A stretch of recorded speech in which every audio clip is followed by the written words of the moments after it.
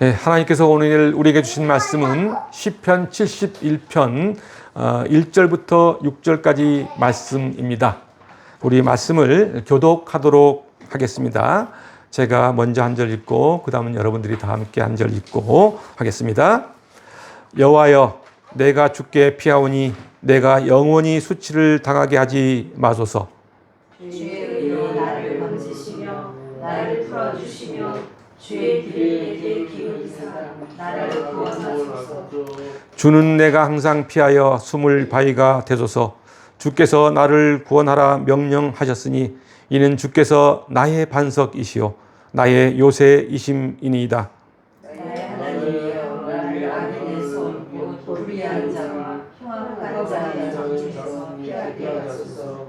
주 여호와여, 주는 나의 소망이시요 내가 어릴 때부터 신뢰한 이시라.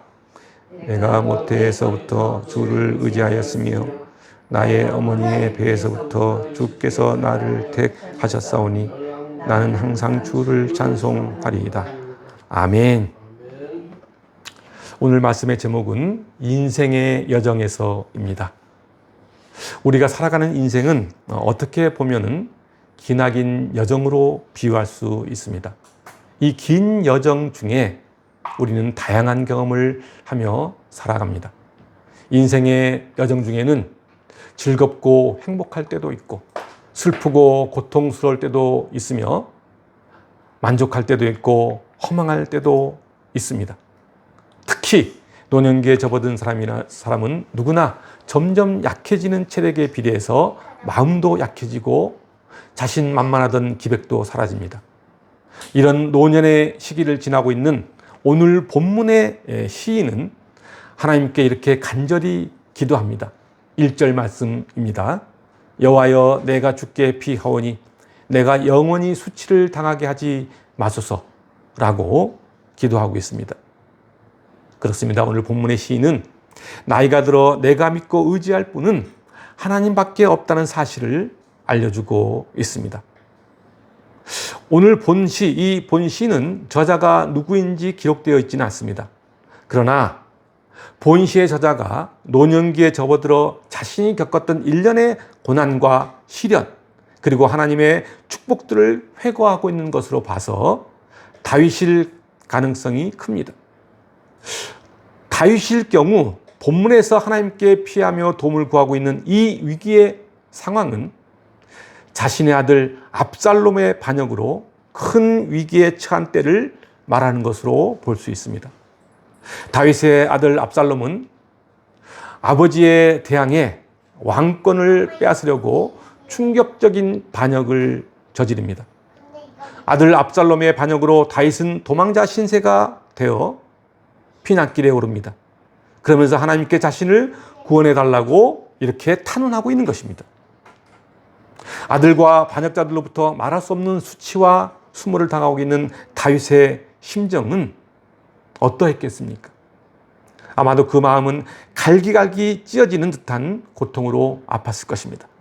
이런 극심한 아픔과 위기 속에서 다윗은 하나님의 이름을 부르면서 내가 하나님께 피하오니 나를 영원히 수치당하지 않도록 해달라며 호소하고 있는 것입니다.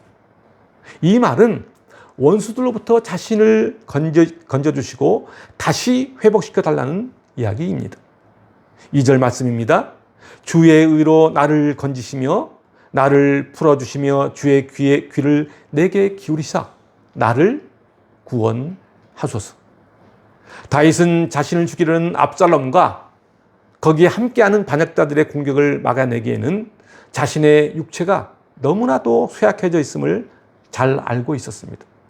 대항할 힘이 없는 자신을 하나님께 의지하며 어린 시절부터 자신을 보호하신 하나님께 더욱 간절히 기도합니다. 5절 말씀입니다. 주 여호와여, 주는 나의 소망이시요 내가 어릴 때부터 신뢰한 이시라. 그렇습니다. 모든 것을 하나님께 맡긴 다윗. 고난과 위기 속에서 오직 하나님만이 나의 구원자라는 고백을 하며 하나님께만 의지하고 있는 다윗의 모습을 볼 수 있습니다. 다윗이 이렇게 하나님께 의지하고 피했을 때 어떻게 되었을까요? 사무엘서를 보면은 하나님은 당신에게 피한 다윗을 위기에서 건져주시는 것은 물론 그를 다시 회복시켜 주십니다. 그리고 다윗의 원수들을 멸하신 것뿐만 아니라 그 원수들이 영원한 수치를 당하게 역사하십니다. 사무엘서를 보면 반역의 주동자들 가운데 한 사람인 아히도벨은 스스로 목숨을 끊었습니다. 반역의 우두머리인 그 아들 압살롬은 그 머리가 나무에 걸린 채로 창에 찔려 처참한 중ub을 맞이하고 맙니다. 그리고 이러한 상황이 성경에 기록되어 오늘날까지도 커다란 수치를 그들은 당하고 있는 것입니다. 그렇습니다. 이와 같은 사실이 보여주듯 하나님께로 피한 자, 하나님께 의지하는 자는 결코 영원한 수치를 당하지 않지만은 하나님이 아닌 세상적인 방법으로 자신의 욕망을 추구하는 자는 영원한 수치를 당한다는 사실을 말해주고 있는 것입니다. 사랑하는 성도 여러분, 하나님을 믿고 하나님을 의지하는 자라도 세상을 살다 보면은 수치를 당할 수 있습니다. 그리고 그러한 수치는 대개 내 자신의 잘못으로 인한 경우가 많다는 것입니다. 그러나 그 수치의 원인이 무엇이든지 간에 하나님께로 피하여 하나님께 구원을 부르짖는 자는 영원한 수치를 당하지 않는다는 사실입니다. 한마디로 하나님께 피하는 자는 영원한 멸망에 이르지 않습니다. 어떠한 상황이라도 하나님께 의지하는 자, 수치와 고통을 하나님께 토로하며 하나님께 기도하는 자는 마지막 때 반드시 하나님께서 그를 영광스럽게 회복시켜 주실 것입니다. 이것은 하나님의 분명한 약속입니다. 이사야서 25장 8절 말씀입니다. 사망을 영원히 멸하실 것이라. 주 여호와께서 모든 얼굴에서 눈물을 씻기시며 자기 백성의 수치를 온천하에서 제하시리라. 여호와께서 이같이 말씀하셨느니라. 그렇습니다. 오늘 본문 3절 말씀처럼 다윗은 그 누구보다도 삶의 경험을 통해 하나님이 자신의 안전한 피난처가 된다는 사실을 분명하고 확신하고 있습니다.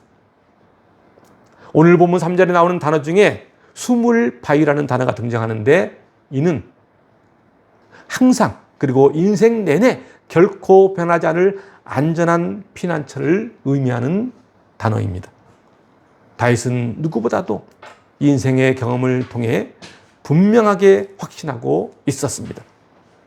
우리가 알고 있는 것처럼 다윗은 참으로 험난한 인생을 살았던 사람입니다.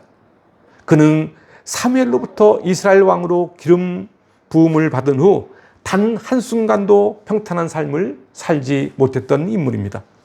골리앗과의 싸움에서 승리한 후 이스라엘의 영웅이 되었지만은 그 사건으로 인해 사울 왕의 시기심에 불을 지피고 맙니다.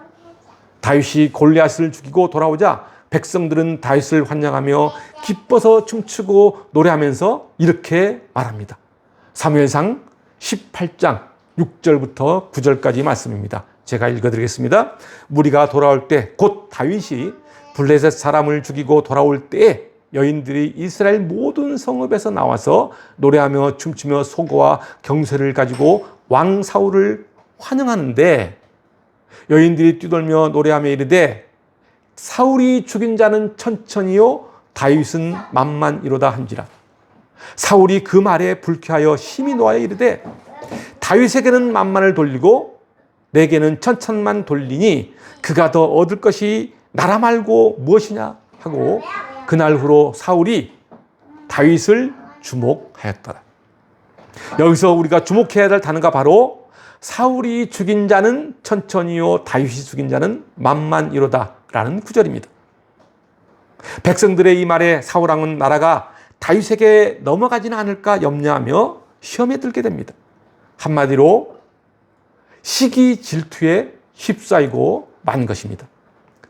사울은 자기보다 더 인기가 많은 다윗을 자신의 왕권을 위협할 수 있는 정적으로 생각했던 것입니다. 그래서 틈만 나면은 다윗을 죽이려고 합니다. 다윗은 그러한 사울 왕을 피해 광야로 도망갔지만은 그것도 안전하지 못합니다. 다윗을 죽이려고 혈안이 된 사울 왕은 끝까지 다윗을 추격합니다. 그로 인해 다윗은 얼마나 많은 위기를 경험했는지 모릅니다. 그러나 사울 왕은 다윗을 결정적인 위기로 몰아넣기는 했지만은 그의 생명을 해치지는 못했습니다. 그것은 하나님께서 당신을 절대적으로 의지하는 다윗을 친히 보호해 주셨기 때문입니다. 결국 다윗은 사울의 위협을 극복하고 이스라엘 왕이 될 수 있었습니다. 그리고 다윗은 왕이 되어서도 대내외적으로 끊임없이 생명의 위협을 받았습니다. 그러나 결정적인 위기 속에서도 그는 안전하게 보존되었습니다. 그것은 바로 하나님이 그를 안전하게 지키신 결과입니다. 그래서 다윗은 이런 고백을 합니다. 시편 18편 2절 말씀입니다. 제가 읽어드리겠습니다. 여호와는 나의 반석이시요 나의 요새시요 나를 건지시는 이시요 나의 하나님이시요 내가 그 안에 피할 나의 바위시요 나의 방패시요 나의 구원의 뿌리시요 나의 산성이시로다. 그렇습니다. 하나님은 이렇게 당신을 온전히 의지하는 자들에게는 견고한 바위, 방패, 구원의 뿔, 산성 이와 같이 그를 보호해 주십니다. 사람들은 일반적으로 어렵고 힘든 위기 상황을 만나면은 나름대로 피난처를 찾아 나서기 마련입니다. 그리고 그러한 피난처를 의지하게 됩니다. 그러나 그 피난처가 어떤 피난처인지에 따라 상황은 완전히 달라질 수 있습니다. 그 피난처가 안전을 보장받지 못하는 멸망의 길 수도 있고 아니면 그 피난처가 안전한 생명의 길 수도 있습니다. 분열 왕국 말기의 남유다 사람들은 하나님 대신에 우상과 애굽을 자신들의 피난처로 삼았습니다. 그 결과 그들은 어떻게 되었습니까? 그들은 당대 최고의 강대국인 애굽을 의지했습니다. 물론 애굽도 남유다를 지켜주겠다며 안전을 보장합니다. 그들은 하나님을 버리고 애굽의 약속을 철석같이 믿고 의지합니다. 그러나 애굽 군대는 바벨론 군대에게 패배함으로써 남유다에 아무런 도움도 되지 못하고 맙니다. 하나님은 이러한 남유다의 어리석음을 생수의 근원을 버리고 물을 저축할 수 없는 터진 웅덩이를 판 것에 비유합니다. 예레미야서 2장 13절 말씀입니다. 내 백성이 두 가지 악을 행하였으니 곧 그들이 생수의 근원이 되는 나를 버린 것과 스스로 웅덩이를 판 것인데 그것은 그 물을 가두지 못할 터진 웅덩이들이니라. 그렇습니다. 우리가 세상을 살면서 하나님이 아닌 다른 것에 의지한다면은 그것은 터진 웅덩이나 모래성에 지나지 않습니다. 그것은 우리가 결정적인 위기에 처했을 때 결코 안전한 피난처가 되지 못합니다. 오직 하나님만이 우리의 안전한 피난처입니다. 다윗은 파란만장한 인생을 경험하면서 인생의 노년기에 악인들의 공격을 막아내기에는 자신의 육체가 너무도 쇠약해져 있음을 잘 알고 있었습니다. 그래서 이렇게 하나님께 의지하며 기도하고 있는 것입니다. 인생의 논이라고 고난이나 위기를 피할 수는 없습니다. 나이가 들었다고 저절로 하나님을 의지하는 마음이 일어나는 것도 아닙니다. 나이가 적든 나이가 많든 하나님을 의지하는 비결은 끊임없는 말씀 묵상과 기도 훈련입니다. 그럴 때 살아계신 하나님을 경험할 수 있습니다. 일반적으로 나이가 든 사람들이 품는 잘못된 욕심을 노욕이라고 부릅니다. 노욕은 늙어가면서 돈과 명예에 대한 집착을 버리지 못하고 계속 욕심을 부리는 상태를 말합니다. 그런데 이 노욕의 집착은 젊은이들의 욕심보다 훨씬 더 강합니다. 그래서 노년에 더 추해지고 더 인색해져서 어른이 아닌 꼰대가 되고 맙니다. 나이가 들었다고 모두 다 어른이 되는 것은 아닙니다. 어떤 사람은 꼰대가 되고 어떤 사람은 어른이 됩니다. 그렇다면 어른은 어떤 사람을 가리켜 어른이라고 말할까요? 성숙한 어른이 된다는 것은 결코 쉬운 일이 아닙니다. 많은 어려움과 고통이 있은 후에야 성숙한 어른이 될 수 있습니다. 또한 훌륭한 어른이 된다는 것은 더욱 힘들고 어렵습니다. 나이가 들어 어른이 되었지만은 정신적으로 어른이 되지 못한 사람들도 있습니다. 이런 사람을 성숙하지 못한 사람이라고 말합니다. 다른 말로 하면은 이런 사람을 꼰대라고 부릅니다. 나이가 들었어도 어른이 되지 못하고 꼰대 같은 사람은 주변의 많은 사람들에게 여러 가지 피해를 줍니다. 그래서 주변 사람들이 이 사람 때문에 얼마나 힘든지 모릅니다. 그런데 더 큰 문제는 꼰대인 자신은 정작 그런 상황을 인지하지 못하고 자신은 항상 올바른 행동과 이야기만 한다고 착각하고 사는 것이 더 큰 문제입니다. 이런 사람은 다른 사람의 충고나 도움을 전혀 받으려 하지 않습니다. 자신의 생각이 옳기 때문에 자신의 뜻을 접으려고 하지도 않습니다. 자신의 주장만 내세우는 게 특징입니다. 한마디로 고집만 부립니다. 이런 사람을 또 다른 말로 정의하면 성인 아이라고 합니다. 몸은 어린인데 정신은 아직 어린아이 상태에 있는 사람을 말합니다. 한 달 전 이야기입니다. 아주 오래전 어릴 때부터 알고 지낸 친구가 자신의 아들이 9월에 결혼한다는 소식을 저에게 알려왔습니다. 그런데 얼마 지나지 않아 어쩌면 자기 아들이 파혼할지도 모른다는 이야기를 합니다. 왜 그러냐고 물었더니 자기 아들이 결혼할 여자와 데이트하는 시간보다 피트니스 센터에서 운동하는 시간이 더 많아서 그렇다는 것입니다. 직장에서 퇴근하면 곧바로 피트니스 센터로 가서 운동을 하는 아들에게 결혼할 여자친구가 투정을 부리기 시작합니다. 그리고 급기야 그 투정이 큰 싸움으로 번졌다는 것입니다.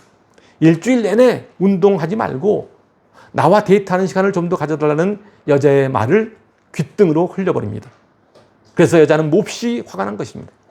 여자 입장에서는 내가 저런 남자하고 결혼을 해야 하는지 의문을 가지게 되었고, 남자 입장에서는 내가 좋아하는 운동도 못하게 하는 여자와 같이 사는 것이 맞는지 의문이 들었다는 것입니다. 서로의 입장만 내세우다 보니 결국 큰 싸움으로 번지게 되었고, 결혼을 하느냐, 결혼을 안 하느냐 하는 지경에까지 왔다는 것입니다. 그 파장이 그 두 남녀에게 끝나는 것이 아니고 상대 부모들에게까지 전해지게 되면서 더 걷잡을 수 없는 지경까지 이르게 되었다는 것입니다. 급기야 상대 어머니는 사야 될 남자를 불러놓고 이런 요구를 했다고 합니다. 자네 운동을 선택할 텐가 아니면 내 딸을 선택할 텐가 라며 둘 중 하나를 선택하라고 강요합니다. 선택을 강요하는 예비 장모님에게 친구 아들은 운동을 포기할 수 없습니다 라는 답변을 했다는 것입니다. 그래서 상대 어머니는 그럼 이 결혼은 없는 것으로 하자 라며 파혼을 선언합니다. 그런데 더 가관인 것은 남자의 아버지인 제 친구의 반응입니다. 그 친구가 이런 말을 합니다. 그렇지 않아도 며느리 될 여자가 내 마음에 들지 않았는데 야, 너 파혼해라 라며 불난 집에 휘발유를 뿌린 것입니다. 다행히 몇 주가 지난 후에 저에게 연락이 왔습니다. 자기 아들 결혼할 거라며 청첩장을 보내왔습니다. 다행인지 불행인지는 모르겠으나 결혼을 앞둔 자식들의 싸움에 어리석은 꼰대의 모습을 그대로 보여준 양가 부모들의 반응에 저는 마음이 너무 아팠습니다. 그렇습니다. 내 안에 영적인 생명이 없으면 나이가 들었어도 어리석은 꼰대가 될 수 있고, 사는 동안 많은 어려움과 고통을 겪었어도 그 사람 안에 하나님의 생명, 그 예수님의 생명이 없으면 성숙한 어린이 될 수 없습니다. 그리고 또 여기서 중요한 것이 있습니다. 하나님을 믿는 신앙인이라고 해서 모두가 다 성숙한 어린이 되는 것이 아니라는 것입니다. 신앙인 중에서도 꼰대 같은 사람도 있습니다. 왜 그럴까요? 영적으로 성숙하지 못해서 그렇습니다. 영적으로 성숙하지 못한 사람은 눈에 보이는 현상을 따라갑니다. 다시 말하면 하나님보다는 세상의 것을 따르고 분열 왕국 말기에 남유다 사람들처럼 하나님 대신 우상과 애굽을 자신들의 피난처로 삼기 때문에 그렇습니다. 영적으로 어린이 되려면 무엇보다도 내 안에 신앙의 기초를 세워야 합니다. 그러기 위해서는 먼저 마음과 태도의 변화, 입장의 전환이 필요한데, 그것은 바로 자기 위주의 삶을 포기하고 내 자신을 예수님께 맡겨야 합니다. 이것을 다른 말로 하면은 회개라고 합니다. 그리고 또 다른 신앙의 기초는 바로 부활신앙을 가져야 합니다. 부활신앙을 한마디로 말하면 나는 죽고 내 안에 예수님이 사는 것을 말합니다. 이 부활신앙은 내 안에 있는 자를 죽이는 것입니다. 그리고 예수님의 생명으로 다시 살아나는 것을 말합니다. 한마디로 옛사람이 죽고 새 사람으로 다시 태어난 것, 이것이 부활신앙입니다. 이럴 때 영적 어른이 될 수 있습니다. 1814년에 태어나 1950년까지 살았던 김익두라는 사람이 있습니다. 그는 당시 장터나 길거리에서 사람들과 시비하고 폭력을 휘두르며 위협을 가하는 술주정꾼의 거기에다 깡패였습니다. 장날에는 부자들과 할머니들의 노점상을 갈아엎는 개차반 인간이었습니다. 이러한 날이 하루, 한 주, 한 달이 지나고 반년이 지나자 시장 상인들은 오늘 제발 김익두를 만나지 않게 해달라고 성황당에 비는 일이 있을 정도로 무서운 폭력자였습니다. 그런데 어느 날 장터에서 우연하게 만난 여 선교사가 건네준 전도지 한 장으로 김익두의 인생은 180도 변합니다. 그리고 미국 선교사가 주최하는 부흥 사경회를 통해 그는 새롭게 태어납니다. 술과 깡패짓으로 방탕한 생활을 보냈던 지난 날을 회개하고 하나님 앞으로 나아온 것입니다. 회개한 김익두는 이제 주먹 깡패와 술 주정꾼이 아니었습니다. 집으로 돌아온 김익두는 기도하기 시작합니다. 그리고 성경을 읽고 사람들에게 그 말씀을 전하기 시작하면서 전도가 시작됩니다. 그리고 그는 결국 목사가 되어 새롭게 태어납니다. 목사가 된 김익두는 어느 여름날 부흥회를 인도하기 위해 산고개를 넘어가던 중 나무 그늘에 잠시 동안 휴식을 취하고 있었습니다. 그런데 술에 취한 한 남자가 올라오더니 시비를 걸고 폭행을 합니다. 이때 김익두 목사는 그 사람이 휘두르는 주먹을 피하지 않고 다 맞습니다. 얼마 동안 폭력을 일삼던 사람이 폭력을 멈추자 김익두 목사가 이런 말을 합니다. 형님, 이제 다 때렸어? 내가 김익두라는 사람이요? 라는 말을 하자 그 사람이 얼굴이 반쪽이 돼서 머리를 땅에 엎드리면서 형님, 제가 이제 어쩌면 되겠습니까? 형님을 몰라봤습니다. 라면서 어쩔 줄 몰라 했다고 합니다. 결국 그 사람도 김익두 목사의 인도에 따라 훗날 그 김익두 교회의 장로가 되었다는 일화가 있습니다. 김익두 목사는 회개와 부활신앙을 통해 주먹쟁이 깡패에서 하나님의 사랑으로 사람으로 변하게 됩니다. 이것이 바로 나는 죽고 예수로 사는 사람의 모습입니다. 인생의 여정에서 꼰대로 사는 사람이 있고 어른으로 사는 사람이 있습니다. 그 기준은 나를 더 생각하는지 또는 남을 더 생각하는지입니다. 나이가 많아도 여전히 세상적인 탐욕에 찌들어 나만 아는 이기적인 사람은 미숙한 인생을 사는 사람이라고 할 수 있습니다. 사랑하는 성도 여러분, 여러분 모두가 말씀과 기도로 그리고 회개와 부활신앙으로 살아가시길 소망합니다. 그래서 여러분 모두가 성숙하고 아름답고 신실한 어른의 삶을 살아가시길 주님의 이름으로 축원드립니다. 기도하겠습니다.